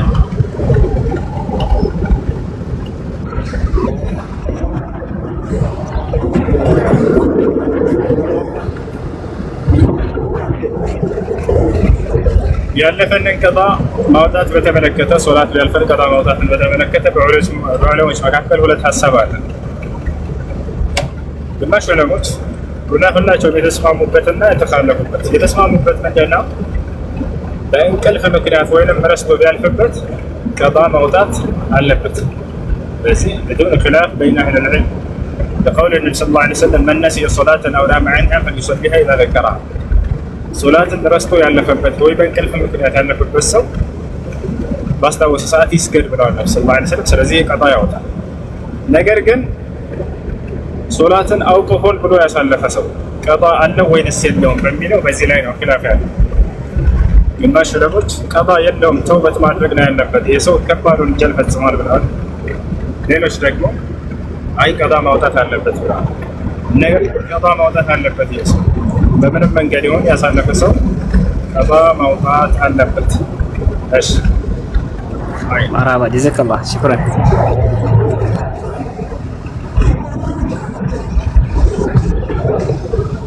ወአለይኩም ሰላም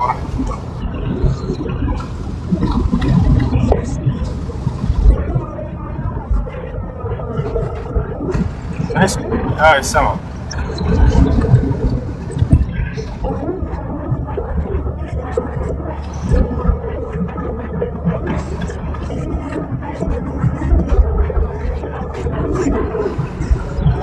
ماشي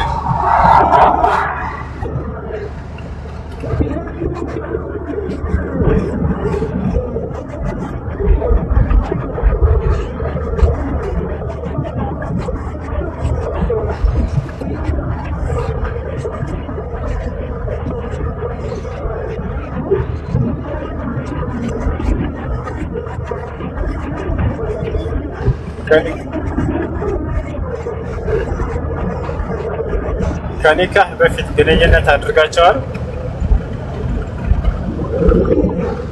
ከኒካህ በፊት ግንኙነት ካለ አንድ ሀይድ እስክታይ ጠብቀሽ ከዛ በኋላ ከሆነ ኒካህ የታሰረው ችግር የለውም። አንድ ሀይድ ሳታይ ከሆነ ኒካህ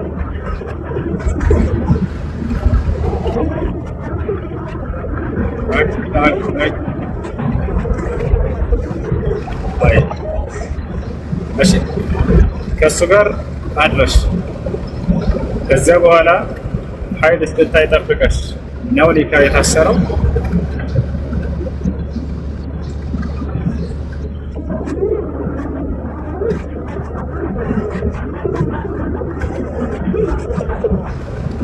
መልካም እንደዛ ከሆነ ከሀይድ በኋላ ስለሆነ ኒካህ የታሰረው ችግር የለውም።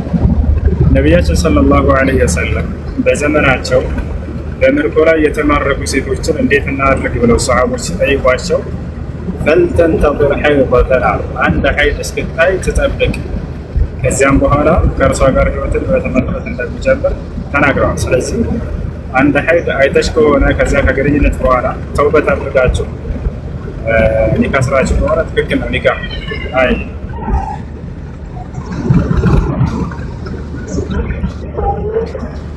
ወአለይኩም ሰላም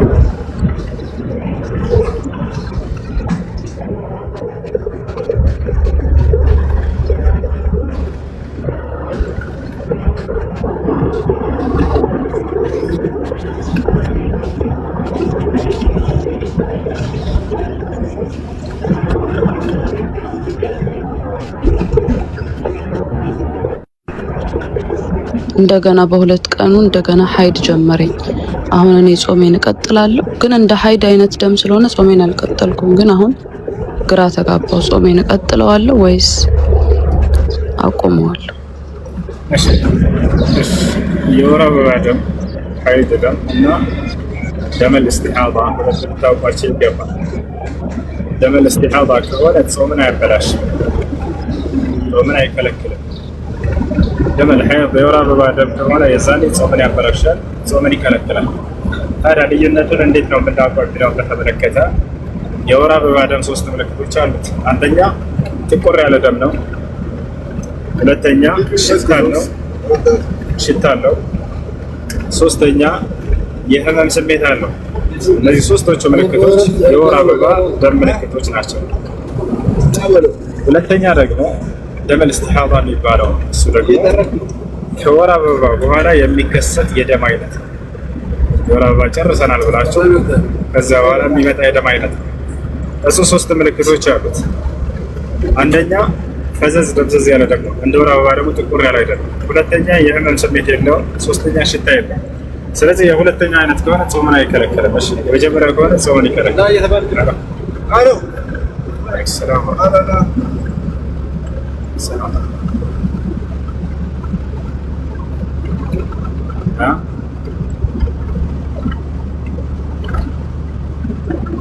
እየሄድኩ ነው።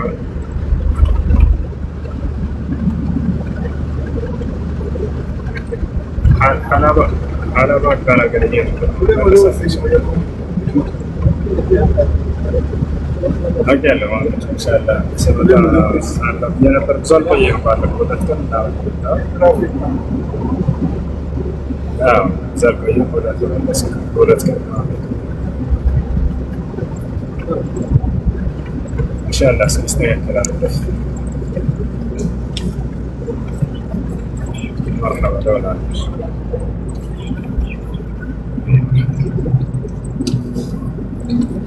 ماشي بوتاجرة مقلنا بوتاجرة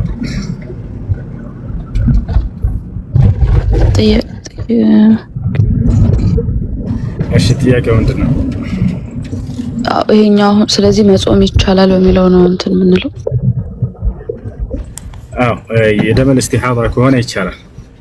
ደመል ኢስቲሃዳ ከሆነ ይቻላል። ደመል ኢስቲሃዳ ጾምን አይከለክልም። ግን በአጠቃላይ ስለ ወሊድ መከላከያ ያለፈ ፈትዋ አለው እንዴ?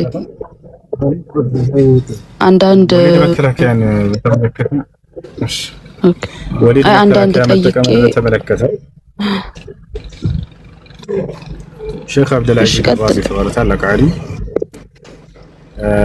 ጊዜያዊ ከሆነ ችግር እንደሌለው ተናግረዋል።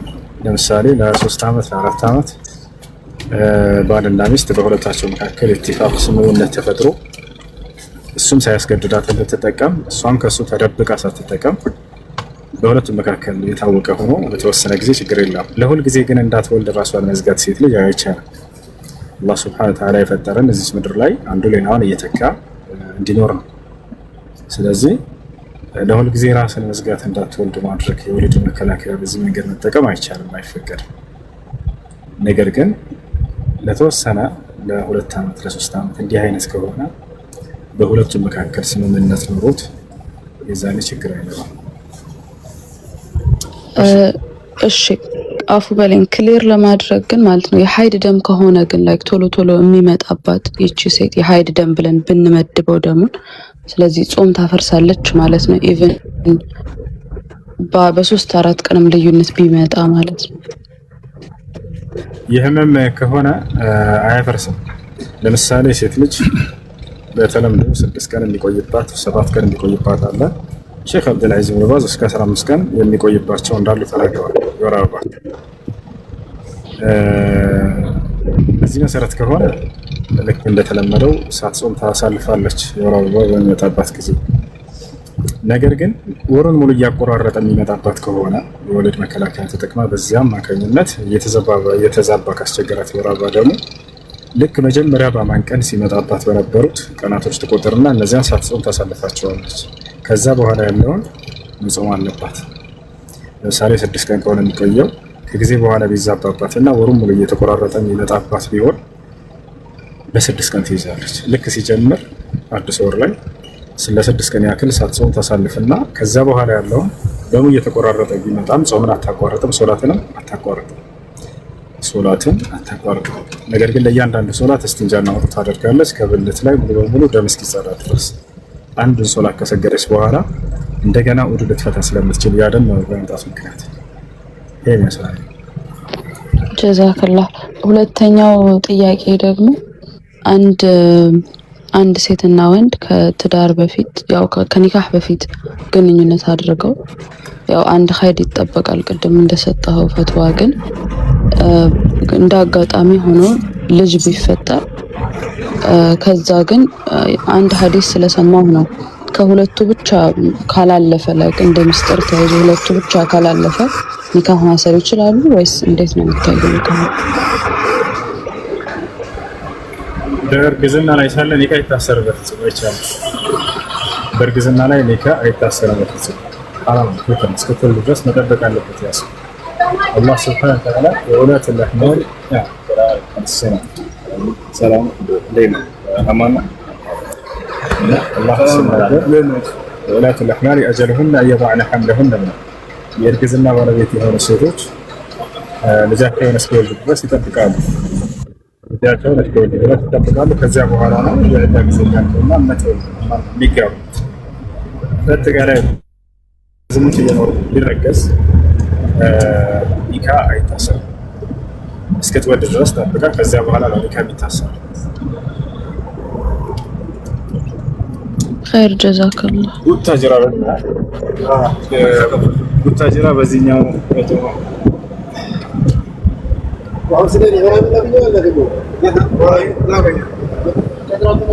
ደውልለት ተዘጋጅ። ሰላም አለይኩም።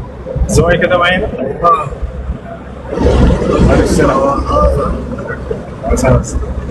እኔ አንድ ጥያቄ ነበረኝ።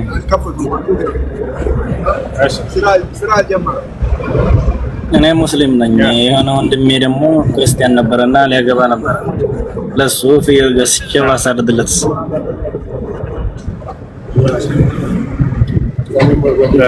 ችግር የለውም ነበር። ነገር ግን በዚያ ሰርግ ላይ ኢስላምን የሚጻረር ስርዓት የሚካሄድ ከሆነ በኃጢአት ላይ ከመተባበር ይቆጠራል።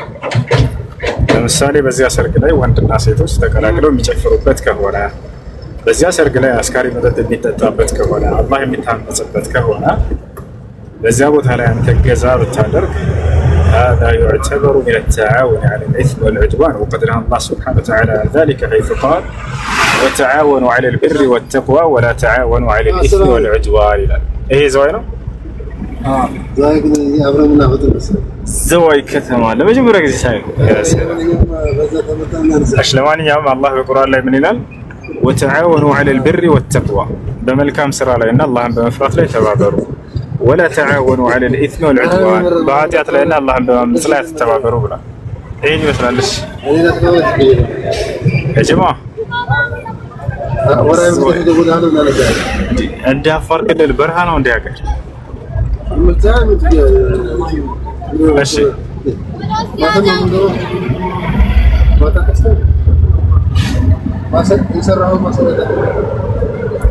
ጥያቄ አለ?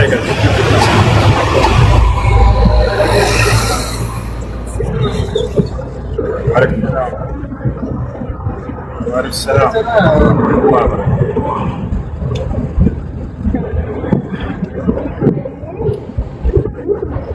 ይሰማል?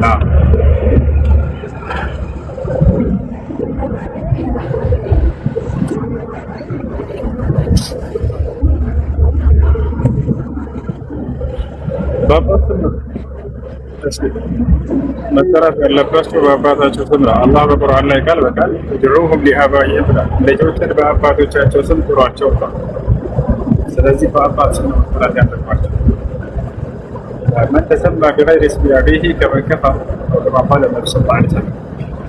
والمقصود هنا ليس المقصود به أن يكفر المخرج من الملة الإسلامية كما هو كبيرا من كبائر الذنوب كأنما كفر أباه. ነቢያችን ሰለላሁ ዐለይሂ ወሰለም ከአባቱ ስም ውጭ በሌላ ስም የተጠራ ሰው ክዷል አሉ። ክዷል ሲሉ አባቱን ክዷል ለማለት ብቻ አላህ ክዷል እያለ አይደለም። ስለዚህ ከአባታቸው ስም ውጭ በሌላ ስም መጠራት አይቻልም። ይሄ ነው።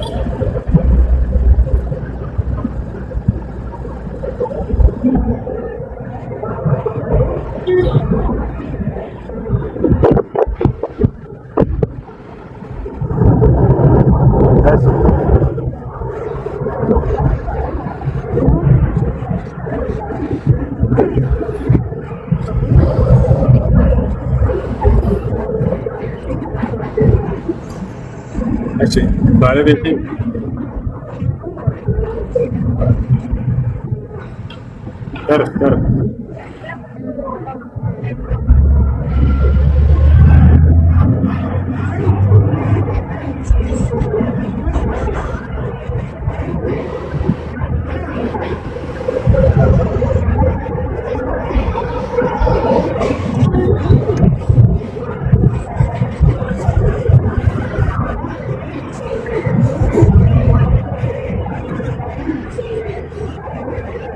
የአይምሮ ህመምተኛ ሆኖ ሰውዬ በዛቱ ወደ እብደት ተቀይሮ ከሆነ የሚናገረውን የማያውቅ ሆኖ ፈትቻለሁ ቢል ኒካሁ አይወርድም። ሚስቱ አይ ምክንያቱም ነቢያችን ሰለላሁ ዐለይሂ ወሰለም ምን አሉ? رفع القلم عن ثلاث عن المجنون حتى يفيق وعن الصغير حتى يكبر في رواية الله وعن الصغير حتى አይሰማም እንዴ ልጆች? አይሰማም? እሺ وعن النائم حتى يستيقظ ሶስት አካሎችን አላህ በራ አነስቶላቸዋል አሉ። አንደኛ ህፃን ልጅ ለአቅመ አዳም ለአቅመ ሔዋን እስኪደርሱ የሚሰሩት ወንጀል የሚናገሩት የሚሰሩት አይጻፍም። ምክንያቱም የኃጢአትን ኃጢአትነት አያውቁም። ሁለተኛ የአእምሮ ህመምተኛ ወይንም እብድ የሆነ ሰው እሱም እንዲሁ የሚሰራውና የሚናገረው አይጻፍበትም። ስለዚህ ይህ ሰው የመርኮ አልቀለም ነውና የሚናገረው አያትም ኒካሁ አይወርድም። አይ በሰዓቱ አፈራርመውናል ምናምን የሀገር ሽማግሌ እና አሁን ማደስ ነው ያለበት ወይስ ኒካው እንዳለ አለ? እህት አሁን ካንቺ እንደምሰማው ነው የምመልስልሽ። እሺ የሰውየውን ሁኔታ የአይምሮን ሁኔታ አንቺ ነሽ የምታወቂው። ነገር ግን አይምሮን መቆጣጠር የማይችልበት ቅጽበት ላይ ሆኖ ከሆነ የዛኔ ኒካሁ አይወርድም። አይምሮን መቆጣጠር የማይችልበት የሚናገረውን የማያስተውልበት ሁኔታ ከሆነ አይወርድም። አይምሮን የሚያውቅ ከሆነ ግን የሚናገረውን በደንብ አድርጎ የሚያውቅና የሚያስተውል ከሆነ ኒካሁ ይወርዳል።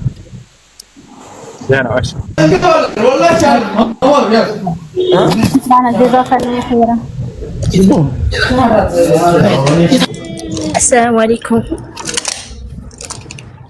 وعليكم السلام ورحمة الله. ሰላም እሱ ጥያቄ ነበረ።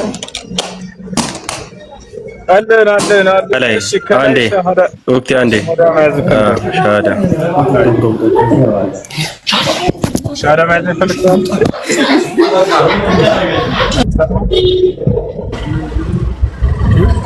ይሰማል ወይ?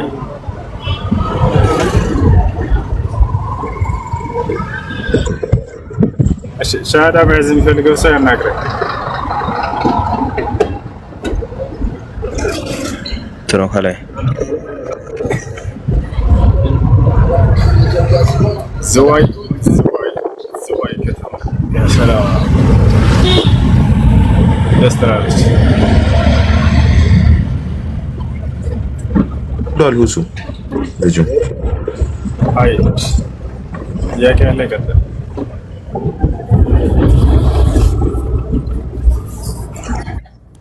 አያ እሺ ጥያቄ አጠር አድርጌ ልግለጸውና እንትን ትመልስልኛለህ ማለት ነው። ጥያቄ እኔ ካሁን ቀደም አግብቼ ነበረ። ካገባሁ በኋላ ወደ ዱባይ መጣሁኝ። ከዛ በኋላ ያገባሁት ባል ስላልተስማማን ትንሽ አስቸጋሪ ስለነበረ ፍቺ ጠየቅኩ። እኔ ራሴ ነኝ ፍቺ ጠየቅኩ ማለት ነው። ነገር ግን እሱ እንትን ያለው እኔ በእኔ ስር ስለሆነች ያን ታካፈልች በኋላ ፍቺ ጠይቃለሁኝ አለኝ። እሺ ባለ ገንዘብ ያላካፍልህና ከዛ ኒካውን አውርድልኝ አልኩት። ከዛ በኋላ በዛም አልተስማማንም። እንደዛ ሳይሆን በቃ እኔ በእኔ ነው እኔ ስለማልፈልግሽ ነው ብሎ ፍቺ አወረደ። ነገር ግን ፍቺ በሚያወርድበት ሰዓት እኔ ሀይድ ላይ ስለነበርኩኝ ያ ፍቺ ላይ ፈጸም ይችላል በሚል ስለሰማሁኝ እንደገና በዛ በሚያወርድበት ሰዓት በቃ እንግዲያስ ሀቅ አለኝ ካልሽ ወይም ደግሞ ስጦታ መስጠት ከፈለግሽ ስጪኝ ስጦታውን አለኝ። ስጦታውን ደግሞ ነው ያለ የምፈልገውን ያክል ስጦታ ሰጠሁት ማለት ነው። እንደገና ከዛ በኋላ ደግሞ ያ ነገር ሀይድ ላይ ሲሆን ስለነበረ አይ እኔ ሀይድ ላይ ነኝ ስለዚህ ኒካውን አስተካክልልኝ ምናምን ብዬ ስጠይቀው በቃ ይሄ የሰጠሽኝ ስጦታ በቂ አይደለም፣ እንደዛ ከሆነ በቃ እንደውም ስመጭ ነው ኒካውን ወርድልሽ አለኝ። እኔ በዛ አልስማማም። እንግዲያስ የሰጠውን ስጦታ መልስ አልኩት። አልመልስም በዛው አለ። ከዛ እንደገና ደግሞ ወንድሜ ጋር ወርተው በወንድሜ ፊት ኒካውን አወረደ። አሁን ደግሞ በቅርብ ደወለና በቃ መልሼሻለሁኝ አለ። ታዲያ እንዴት ነው የሚታየው? በማላውቀው ስልክ ደውሎ ነው መልሼሻለሁኝ አለው። እና አሁን ይሄ ኒካ እንዴት ነው የሚታየው? ያኔ የሂዳጅረ ጊዜን አልጨረስኩም ነበር ማለት ነው።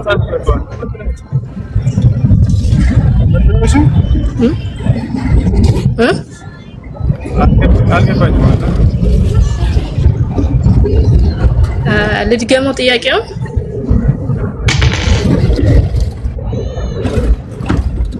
አይሰማም። ልድገመው ጥያቄውን?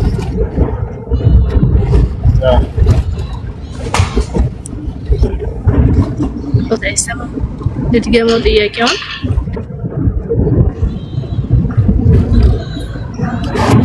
አዎ ይሰማል። ተሸህድ ገማ ወይስ ገብቷል?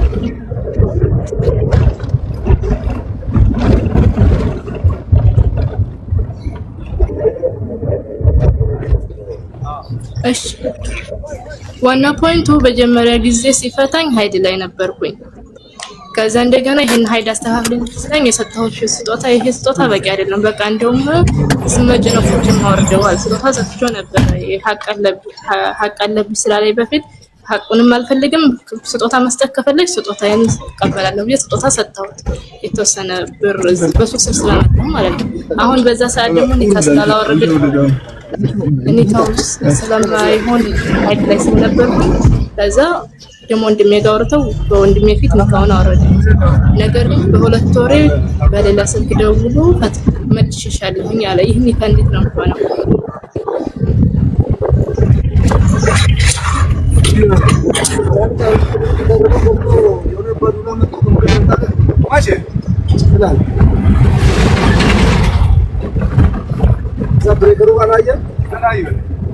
ዛሬ ነው መጣ ትላንት ነው